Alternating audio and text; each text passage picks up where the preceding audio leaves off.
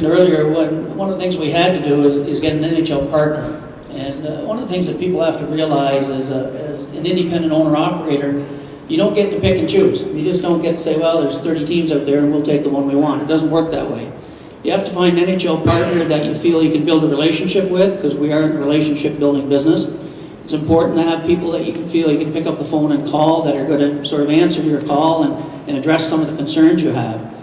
And a few weeks ago, when I found out that Columbus was available, it was important to me to follow through on that, and I want to tell you why. First of all, Columbus on the Eastern Time Zone, it helps. We've struggled with some things dealing with teams in other time zones and getting players back and forth. At times it's been a problem, at times it has not been. But they also, as I mentioned about relationships, the general manager of the Columbus Blue Jackets, who could not be with us today because he's traveling on a scouting trip, Scott Housen, some of you will remember the name. Scott was a player here back in the days we were affiliated with the Islanders. Scott went on to become a very successful lawyer and moved on into the hockey circles and management, and then became the assistant general manager of the Edmonton Oilers. It was actually Scott who I had crafted our affiliation deal with Edmonton 3 years ago. Scott is a young, up-and-coming, smart general manager who puts a lot of emphasis on youth and development, but also understands the needs of the minor league teams and what our needs are. And our needs are to be competitive. I am not going to stand up here and guarantee anybody here that the Columbus Blue Jackets are going to give us a Calder Cup team.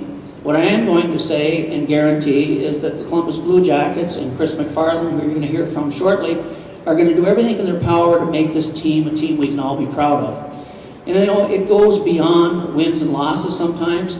I know the diehard fans want to see more wins. Nobody wants to see more wins than this guy at the microphone.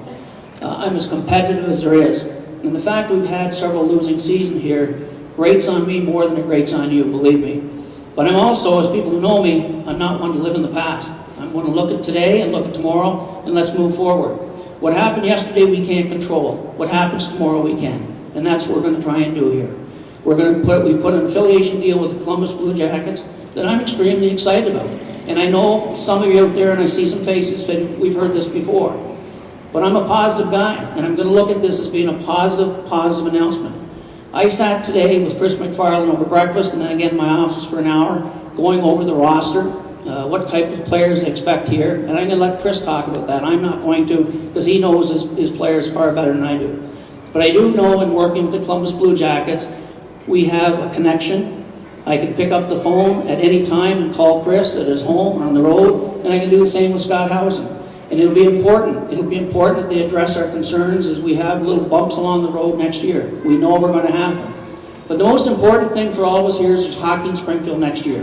That is the most important thing. And Columbus is truly excited about partnering with us here in Springfield. So at this time, I'd like to ask Chris McFarland, the Assistant General Manager of the Columbus Blue Jackets, to come to the microphone and address the crowd. Chris?